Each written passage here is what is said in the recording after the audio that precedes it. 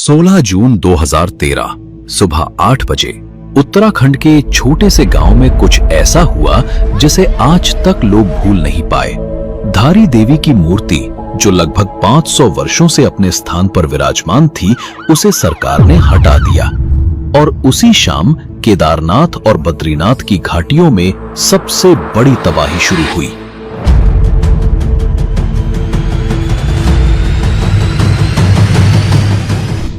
सिर्फ 6 घंटों में करीब 6000 लोगों की जिंदगी हमेशा के लिए खत्म हो गई। क्या यह सब केवल एक इत्तेफाक था या फिर 500 साल पुरानी देवी का श्राप जिसे आज तक हमसे छुपाया गया? हाल ही में एक ऐसी घटना घटित हुई जिसने पूरे उत्तराखंड को चिंता में डाल दिया।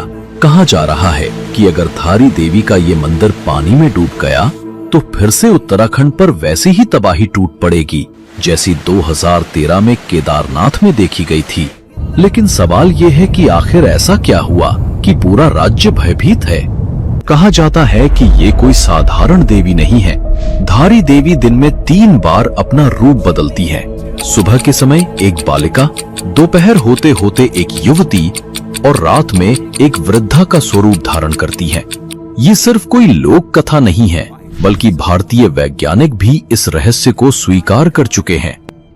सबसे इंपॉर्टेंट बात यह है कि धारी देवी को चारों धामों की रक्षक माना जाता है। ऐसी मान्यता है कि उनके आशीर्वाद के बिना 4 धाम यात्रा अधूरी रह जाती है। तो आइए जानते हैं धारी देवी से जुड़े उन रहस्यों के बारे में जो आज तक या तो अनकहे रह गए हैं या फिर जिन्हें जानबूझकर हमसे छिपाया गया है।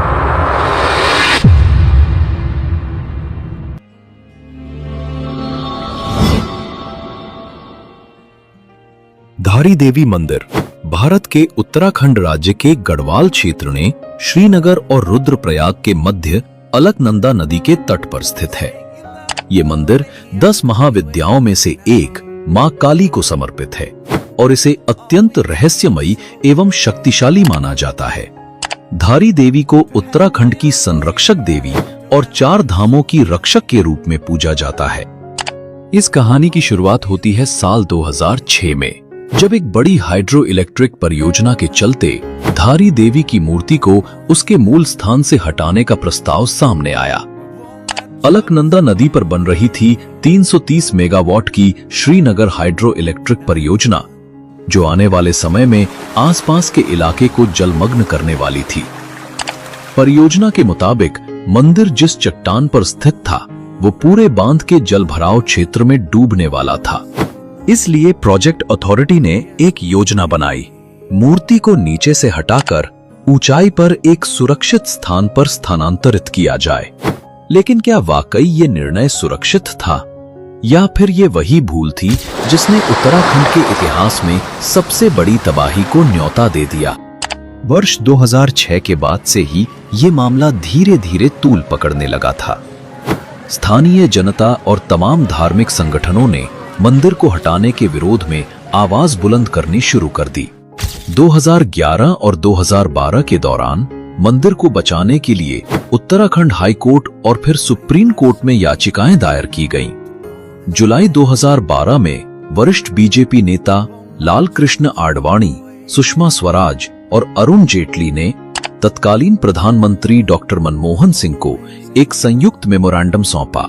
अपील की गई कि धारी देवी की मूर्ति को ना हटाया जाए। फिर संतों और महात्माओं ने भी आंदोलन छेड़ दिया।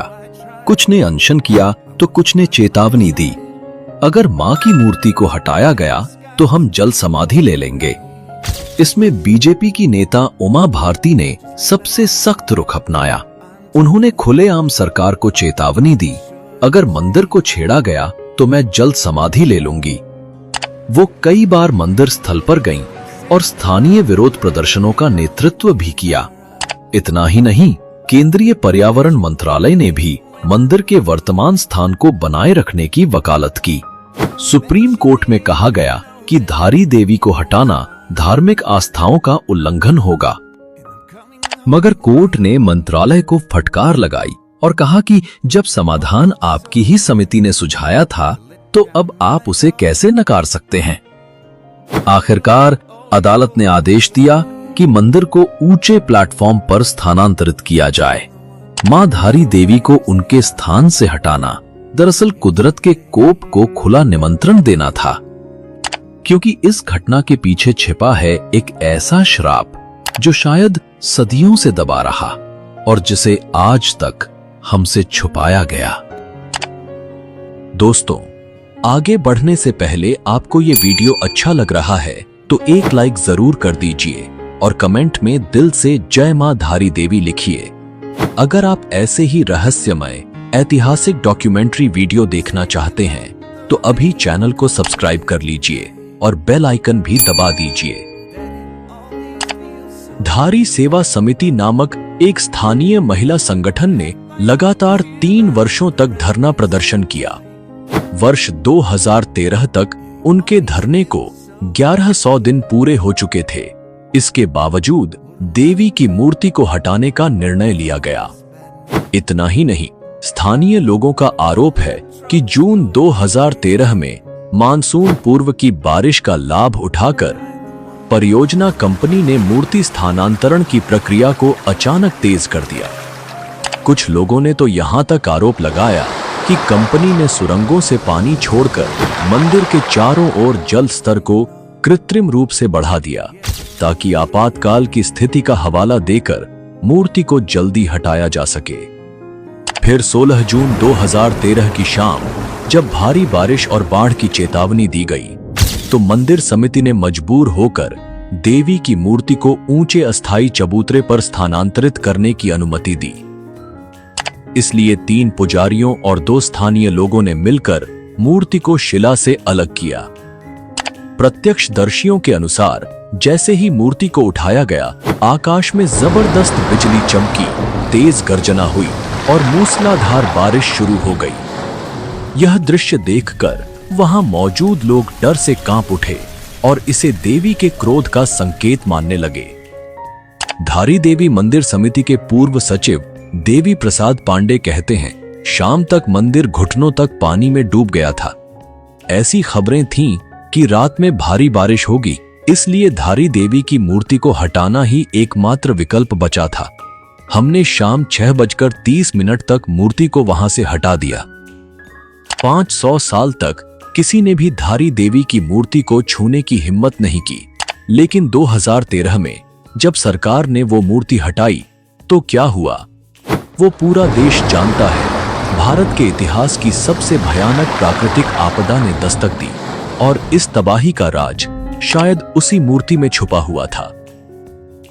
स्थानीय पंडितों और गांव वालों ने पहले ही चेतावनी दी थी, धारी देवी को मत छेड़ो, नहीं तो प्रकोप होगा।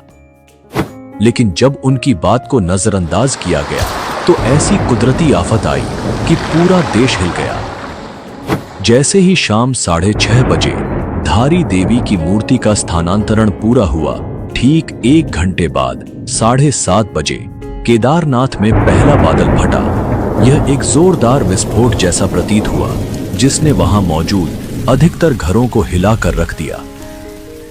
उस रात लगभग 250 लोगों ने मंदिर के अंदर शरण ली थी। मंदिर पूरी तरह भर चुका था और जो लोग अंदर जगह नहीं पा सके उन्होंने प्रार्थना हॉल में रात बिताई। बाहर क्या हो रहा था इसका अंदाजा केवल उस भयंकर पानी की आवाज से लगाया जा सकता था जो मंदिर की मजबूत दीवारों से लगातार टकरा रहा था। 17 जून 2013 की सुबह ठीक 6:15 पर उत्तराखंड की चौराबाड़ी झील का बांध टूट गया। ग्लेशियोलॉजिस्ट डॉक्टर डीपी दोभाल बताते हैं कि सुबह के समय एक विशाल हिमस्खलन झील में आकर गिरा, जिससे झील पर भारी दबाव बना। पहले से ही लगातार बारिश के कारण झील का जल स्तर सामान्य से करीब 7 मीटर ज्यादा था। हिमस्खलन का प्रेशर इतना ज्यादा था कि बांध टूट गया और सिर्फ 5 से 10 मिनट में पूरी झील खाली हो गई। इसका मतलब ये था कि लगभग 262 मिलियन लीटर पानी एक झटके में नीचे बहती मंदाकिनी नदी में उतर गया, जिसने आगे चलकर एक भयंकर तबाही को जन्म दिया।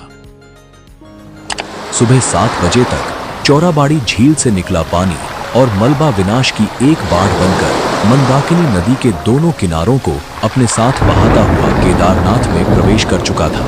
यह सिर्फ पानी नहीं था, यह था एक घातक मिश्रण जिसमें शामिल थे विशाल पत्थर, गाद, बर्फ के टुकड़े और पेड़ों के अवशेष। इस विनाशकारी प्रवाह ने जो भी उसके रास्ते में आया उसे मिटा डाला। केदारनाथ की संकरी गलियां, दुकानों की कतारें, घर और आश्रम, सब कुछ ही मिनटों में इस तबाही की लहर में समा गया। यह केवल एक प्राकृतिक आपदा नहीं थी, यह मानो धारी देवी का क्रोधित आक्रोश था। उत्तराखंड सरकार की आधिकारिक रिपोर्ट के अनुसार 2013 की इस भयावह आपदा में 6054 लोगों की जान चली गई। करीब 3 लाख तीर्थयात्री और पर्यटक अलग अलग घाटियों में फंस गए और 2375 गांव पूरी तरह से बाहरी दुनिया से कट गए। यह त्रासदी 2004 की सुनामी के बाद भारत के इतिहास की सबसे बड़ी प्राकृतिक आपदाओं में से एक बन गई। लेकिन सवाल आज भी वही है, क्या यह सब मां धारी देवी की मूर्ति को हटाने का परिणाम था या फिर सिर्फ एक प्राकृतिक आपदा? अपनी राय कमेंट करके जरूर बताइए। इतना ही नहीं, ऐसा पहली बार नहीं हुआ था। साल 1882 में भी एक स्थानीय राजा ने धारी देवी मंदिर को स्थानांतरित करने का प्रयास किया था, लेकिन जैसे ही यह कदम उठाया गया उसी समय भयंकर भूस्खलन हुआ जिसने केदारनाथ क्षेत्र को भारी नुकसान पहुंचाया। तब भी लोगों ने इसे मां की नाराजगी का संकेत माना। तभी से मान्यता बन गई कि मां धारी देवी को उनके स्थान से हिलाना सीधे सीधे प्रकृति की शक्ति को ललकारना है। विश्व हिंदू परिषद के अध्यक्ष अशोक सिंघल ने कहा कि लोगों ने हाइड्रो पावर प्रोजेक्ट के खिलाफ प्रदर्शन किया था और मूर्ति हटाने का विरोध किया था। इसके बावजूद 16 जून को धारी देवी की मूर्ति को उसके मंदिर से हटाकर बने हुए प्लेटफॉर्म पर रख दिया गया। देवी ने अपना क्रोध दिखाया और केदारनाथ व अन्य हिस्सों को नुकसान हुआ। इसके बाद भाजपा के उपाध्यक्ष उमा भारती ने कहा कि उत्तराखंड के तीर्थयात्रियों की रक्षक देवी है और यह मेरा दृढ़ विश्वास है कि इस मूर्ति को हटाने से ही बादल फटा और प्रकृति का क्रोध फूटा, जिसने पूरे राज्य में मृत्यु और विनाश का भयानक सिलसिला छोड़ा। इतना ही नहीं, 16 सितंबर 2025 को देहरादून में बादल फटने की घटना ने पूरे क्षेत्र को झकझोर कर रख दिया। टपकेश्वर महादेव मंदिर, जो तमसा नदी के किनारे स्थित है, पूरी तरह जलमग्न हो गया। यह एक धार्मिक और भावनात्मक स्थल है और इसका जल में डूबना प्रतीकात्मक रूप से अत्यंत चिंता का विषय बनता है। इससे पहले भी उत्तरकाशी के धराली, चमोली के थराली और रुद्रप्रयाग के बसु केदार में बादल फटने की घटनाएं हो चुकी हैं। यह सभी स्थल धार्मिक और संवेदनशील माने जाते हैं। अलकनंदा नदी, जो स्वयं धारी देवी के पौराणिक इतिहास से जुड़ी है, वह उफान पर है, जैसे मानो वह स्वयं कुछ कह रही हो। दोस्तों, अगर आप केदारनाथ मंदिर के रहस्यों और उसके प्राचीन इतिहास के बारे में और जानना चाहते हैं, तो हमने इस विषय पर एक विशेष डॉक्यूमेंट्री तैयार की है। इसका लिंक डिस्क्रिप्शन में दिया गया है, आप वहां जाकर पूरी वीडियो देख सकते हैं। तो दोस्तों, अब आपके मन में एक सवाल जरूर आता होगा, धारी देवी कौन है और इनका इतिहास क्या है? तो आइए जानते हैं धारी देवी से जुड़े उन रहस्यों के बारे में जो आज तक सिर्फ कुछ ही लोगों को पता है। धारी देवी का इतिहास हजारों वर्षों पुराना है। मंदिर के मुख्य पुजारी मनीष पांडे के अनुसार यह मंदिर द्वापर युग की सबसे प्राचीन शक्तिपीठों में से एक है, जिसे पांडवों ने भी पूजा था। ऐसा माना जाता है कि जब पांडव अपने 13 वर्षों के वनवास के दौरान हिमालय की कठिन यात्राओं से गुजर रहे थे, तो उन्होंने इसी स्थान पर मां धारी देवी की उपासना की थी। यह मंदिर उस समय केदारनाथ और बद्रीनाथ के प्राचीन मार्ग पर स्थित था। द्वापर युग में निर्मित होने के कारण इसे आज भी 5000 वर्ष से भी अधिक पुराना माना जाता है और यही इसकी सबसे बड़ी पौराणिक पहचान है। एक प्रमुख पौराणिक कथा के अनुसार धारी देवी 7 भाइयों की इकलौती बहन थीं। जब वह मात्र 7 वर्ष की थीं, तभी उनके माता पिता का देहांत हो गया। इसके बाद उनका पालन पोषण उनके 7 भाइयों ने किया। वह एक अत्यंत सेवाभावी और स्नेही बहन थी जो अपने भाइयों पर जान छिड़कती थी। लेकिन दुर्भाग्यवश उनके भाई उन्हें पसंद नहीं करते थे। इसके 2 मुख्य कारण थे। पहला, उनका रंग बहुत अधिक सांवला था और दूसरा, कुछ ज्योतिषियों ने बताया कि इस लड़की की कुंडली उसके भाइयों के लिए अनिष्टकारी है। जब तक यह बच्ची जीवित है, तब तक भाइयों के जीवन पर संकट बना रहेगा। समय बीतता गया और धीरे धीरे परिवार पर दुर्भाग्य छाने लगा। 7 में से 5 भाइयों की अकस्मात मृत्यु हो गई। तब शेष 2 भाइयों को यह भय सताने लगा कि कहीं अगला नंबर उनका न हो। तब उन्होंने अपनी पत्नियों के साथ मिलकर एक भयानक योजना बनाई, अपनी ही बहन की हत्या की। अमावस्या की एक अंधेरी रात में उन सभी ने मिलकर अपनी बहन का सिर काट दिया और उसे अलकनंदा नदी में बहा दिया। वह बेचारी लड़की को पता तक नहीं चला कि उसके ही प्रिय भाई, जिन्हें वह अपना सब कुछ मानती थी, उसने ही उसे मार दिया। वह निर्दोष बच्ची, जिसकी उम्र मात्र 13 वर्ष थी, उसका कटा हुआ सिर नदी की तेज धाराओं में बहते हुए आगे बढ़ा और कल्यासौड़ नामक स्थान पर धारी गांव के पास एक शिला से टकराया। उसी समय धारी गांव में एक व्यक्ति नदी के किनारे कपड़े धो रहा था, जैसे उसका रोज का काम हो। तभी उसकी नजर अचानक नदी की तेज धाराओं में बहती किसी चीज पर पड़ी। ध्यान से देखा तो वह कोई लड़की लग रही थी, एक मासूम चेहरा, मगर बहाव बहुत तेज था। उसका मन छटपटा उठा। वह उसे बचाना चाहता था, लेकिन तेज धारा देखकर डर गया। उसे लगा कि अगर वह नदी में उतरा तो शायद वह भी डूब जाएगा। तभी उसे एक आकाशवाणी सुनाई दी।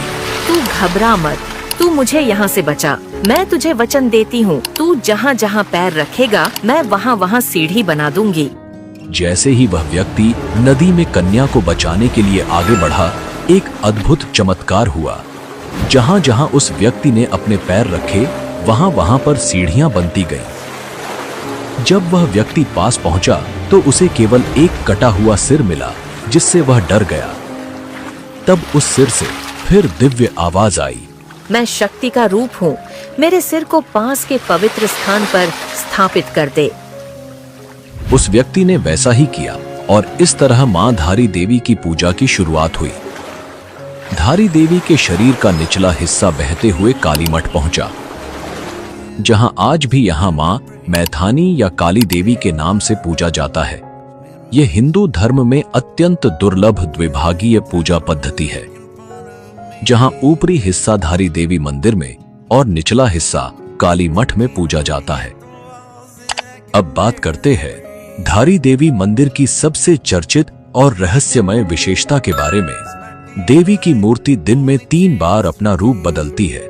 सुबह वह एक मासूम कन्या के रूप में दिखाई देती है, दोपहर होते होते एक युवा स्त्री का रूप लेती है और जैसे जैसे शाम ढलती है, देवी का चेहरा वृद्धा की तरह प्रतीत होता है। यह परिवर्तन न तो कोई जादू है न कल्पना। यह एक ऐसा रहस्य है जिसे लाखों श्रद्धालु अपनी आंखों से देख चुके हैं, बार बार अनुभव कर चुके हैं, लेकिन आज तक कोई पूरी तरह समझ नहीं पाया। मां धारी देवी की यह रहस्यमयी घटना वास्तव में विज्ञान और आध्यात्म के अद्भुत संगम का प्रतीक है। यह प्रमाण है कि प्राचीन भारतीय शिल्पकार सिर्फ कलाकार ही नहीं, बल्कि गहरे वैज्ञानिक सोच वाले मास्टर क्राफ्ट्समैन थे। उन्होंने प्रकाश, छाया, ज्यामिति और मानव मनोविज्ञान को इतनी बारीकी से समझा कि एक ऐसी मूर्ति की रचना की जो समय के साथ अपना रूप बदलती प्रतीत होती है। और आज भी आधुनिक विज्ञान इस रहस्य का संपूर्ण उत्तर नहीं दे पाया है। तो दोस्तों, ये थी मां धारी देवी का इतिहास और उनसे जुड़ी वो रहस्यमयी कहानी जिसने सदियों से लोगों को चमत्कृत किया है।